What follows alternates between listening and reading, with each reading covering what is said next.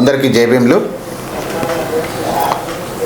నా పేరు Aluri Ephraim, zonal president of all India SC ST railway employees association. నాతో పాటు మరి సమావేశానికి ఇచ్చేసినటువంటి DMRKS general secretary Shri Sasidharan గారు మరియు వాళ్ళ కార్యవర్గం అండ్ మా తోటి ఆఫీస్ బేరర్స్ అండ్ అదర్స్ అందరికీ మరొకసారి జైభీములు. ఈరోజు మరి ఈ సమావేశానికి ఇచ్చేసినటువంటి లోకేష్ గారు అందరికీ మరొకసారి జైభీములు తెలియజేసుకుంటున్నాను. ఈనాటి ఈ సమావేశం యొక్క ప్రాముఖ్యత, మరి all India SC ST railway employees association అనేది టోటల్ ఇండియన్ రైల్వేస్లో స్ప్రెడ్ ఓవర్ అయి ఉంటుంది.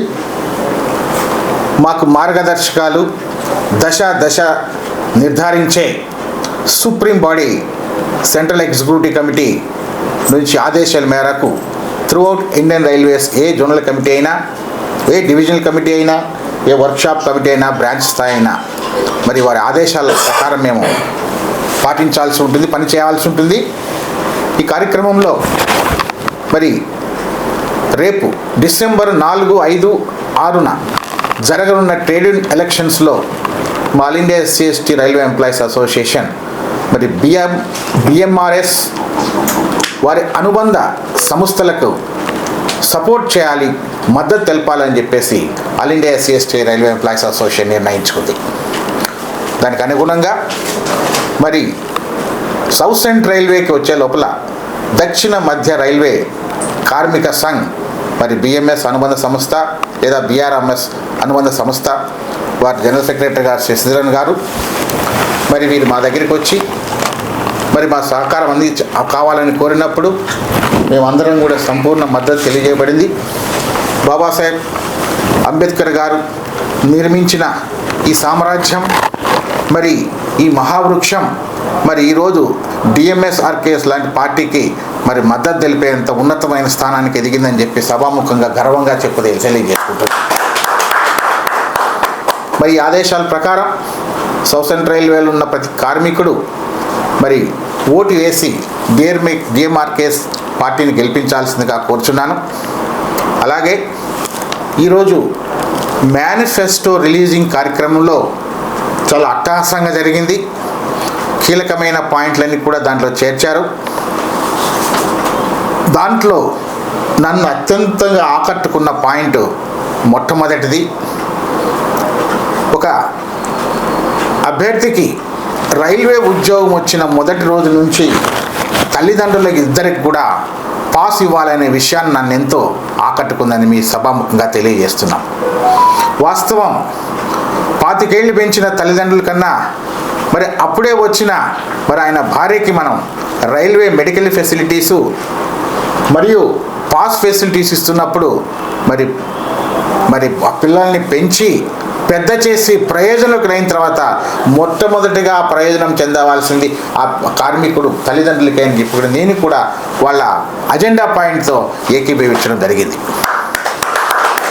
అలాగే on behalf of all India SC ST railway employees association నేను డిఎంఆర్కేఎస్ జనరల్ సెక్రటరీ గారిని రిక్వెస్ట్ చేసేది అంటే, ఆల్రెడీ మీరు అన్ని పాయింట్లు మీ అజెండాలో కవర్ చేశారు, ప్లీజ్ ఇంకొక 2-3 విషయాల్ని కూడా మీరు కవర్ చేయాలి. నేను ఏదైతే జోనల్ విజిటింగ్కి వెళ్ళానో అక్కడ కొన్ని కార్మికులు కొన్ని సమస్యలు కూడా మా దృష్టికి తీసుకొచ్చారు. ఒకటి,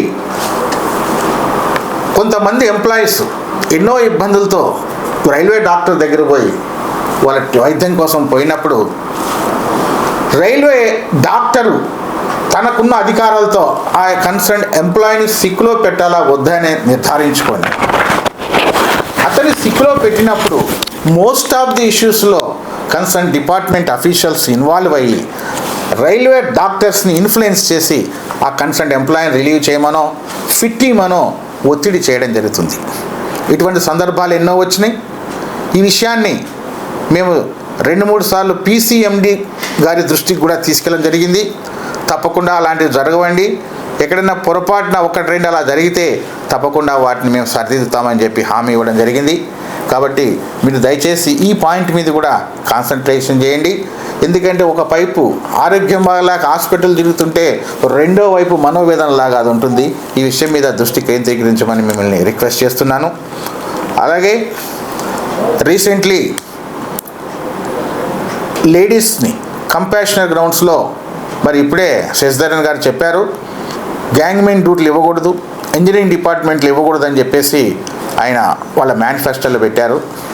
మరి ఈ మధ్యనే రైల్వే బోర్డు 2024లో అనుకుంటా ఒక లెటర్ పాస్ చేసింది.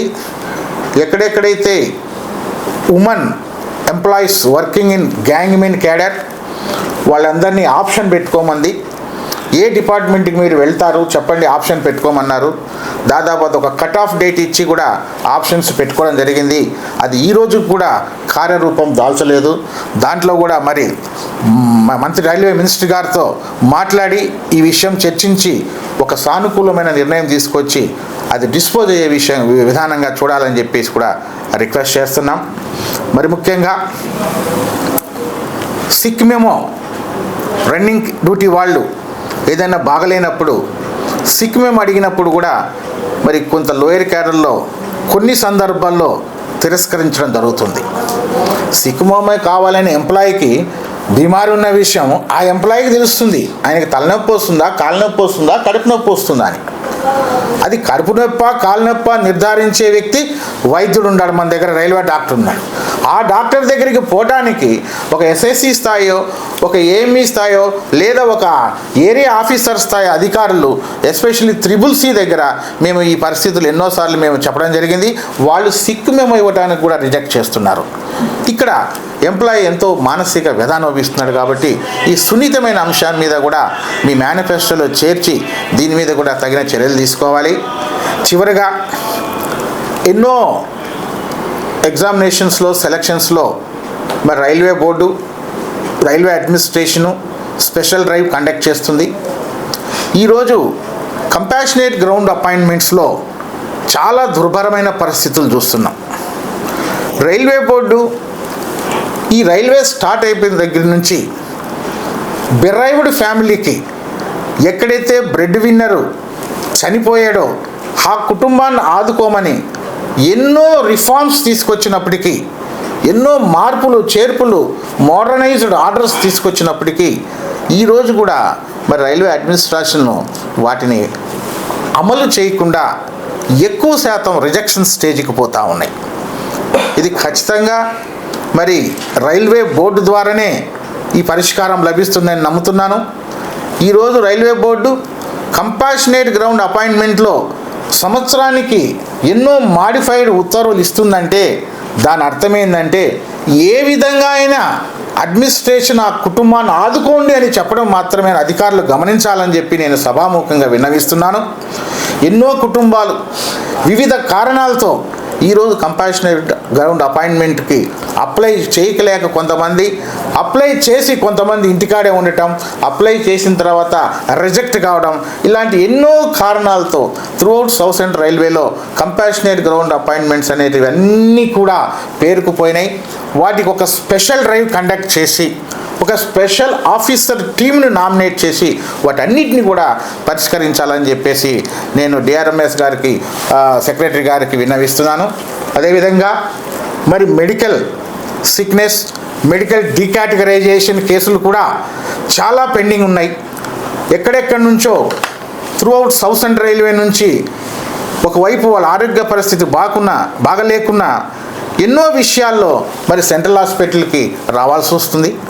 సెంట్రల్ హాస్పిటల్ నుంచి ఎన్నో వైద్య పరీక్షల నిమిత్తం వాళ్ళు బయటికి వెళ్ళి మరి రెఫరల్ హాస్పిటల్స్లో స్కానింగ్ అని, ఎంఆర్ఐస్ అని ఇతరత్ర టెస్టులు చేసుకొని వచ్చి ఇలా నెలల కొలది కాలయాపన జరుగుతుంది. ఇక్కడ మరొక విషయం, మరి ఒక కార్మికుడు లీవ్ అనేది చాలా ఇంపార్టెంట్. అతను సిక్లోకి వెళ్ళిన తర్వాత 2 నెలలు 3 నెలల కన్నా ఏ కార్మికుడు లీవ్ బ్యాలెన్స్ ఉండదు. దాని తర్వాత ఆ కార్మికుడికి లాస్ అప్ అవుతుంది.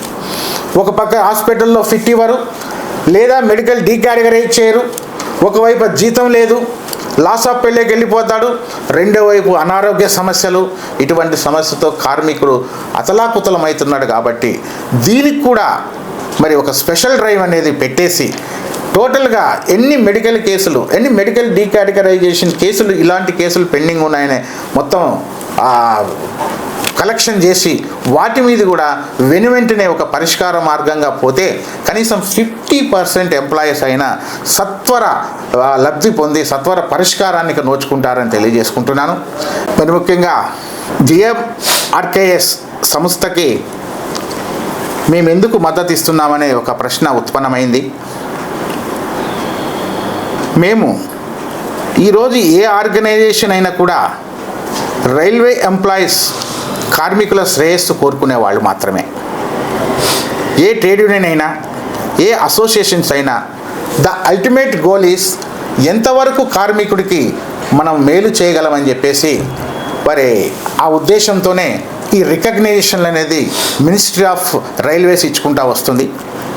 ఈసారి ట్రేడింగ్ ఎలక్షన్లో మాకు వారి విధానాలు, వాళ్ళు మేనిఫెస్టోలో పొందుపరిచిన విషయాలు, మరి టాప్ లెవెల్లో వాళ్ళు రెవల్యూషనరీ చేంజెస్, కార్మికుల శ్రేయస్సు కోసం ఎన్నో రెవల్యూషనరీ చేంజెస్ తీసుకొస్తామన్న చెప్పిన అంశాలను బట్టి ఖచ్చితంగా ఇంకా ఎన్నో విషయాలను బట్టి ఈరోజు all India SC/ST railway employees association DMRKS సంస్థకి మరియు BMS అనుబంధ సంస్థలకి మద్దతు ఇవ్వాలని చెప్పేసి తెలియజేస్తున్నాం.